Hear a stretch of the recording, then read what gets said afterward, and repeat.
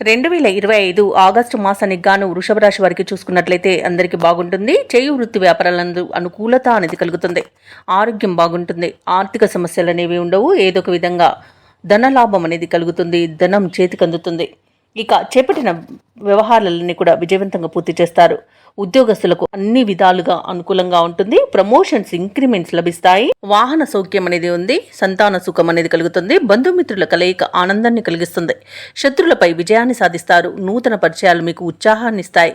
కీర్తి అనేది కలుగుతుంది. యశోభూషణ లాభాలు కలుగుతాయి. ఇక ఉద్యోగస్తులకైతే ఈ మాసం చాలా మంచి సమయంగా చెప్పవచ్చు. ఈ మాసంలో వృషభ రాశి వారు ధైర్యంతో తీసుకునే నిర్ణయాలు విజయాలను చేకూర్చుతాయి. ఆర్థికంగా బాగుంటుంది. వృత్తి ఉద్యోగాలలో రాణిస్తారు. పెద్దల సలహాలతో లాభాలను పొందుతారు. ఇక నూతన గృహయోగం అనేది కలుగుతుంది. సంఘంలో పేరు ప్రఖ్యాతులను పొందుతారు. వివాహ ప్రయత్నాలు చేస్తున్న వారికి ఆ ప్రయత్నాలు ఫలిస్తాయని చెప్పవచ్చు. సంపూర్ణమైన ఆరోగ్యం సంప్రాప్తిస్తుంది. గతంలో నిలిచిపోయిన పనులను తిరిగి ప్రారంభించి విజయవంతంగా వాటిని పూర్తి చేస్తారు. ధార్మిక సేవా కార్యక్రమాల్లో పాల్గొంటారు. దేవాలయాలను సందర్శిస్తారు. అలాగే మిత్రుల యొక్క సహాయ సహకారాలను సంపూర్ణంగా పొందుతారు. ఇక విద్యార్థులు పొడి పరీక్షల్లో విజయాన్ని సాధిస్తారు. ప్రేమ సంబంధ విషయాలలో శుభవార్తలనేవి అందుతాయి.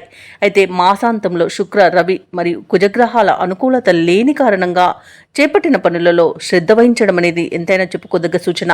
అనారోగ్య సమస్యలు వేధిస్తాయి. ప్రయాణాలలో అలసట కలుగుతుంది. కుటుంబ సభ్యులతో కలహాలు, విరోధాలు కలిగే అవకాశం ఉన్నందున కాస్త ప్రశాంతంగా ఉండడానికి ప్రయత్నించండి. అనవసరమైన ఖర్చులు అనేవి పెరగడం జరుగుతుంది. కాబట్టి పొదుపు చేయడం ద్వారా ఈ సమస్య నుండి బయటపడవచ్చు.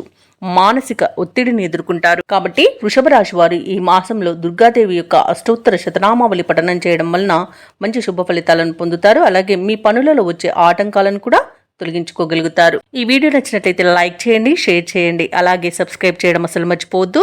మీకు అంతా శుభమే జరుగుతుంది.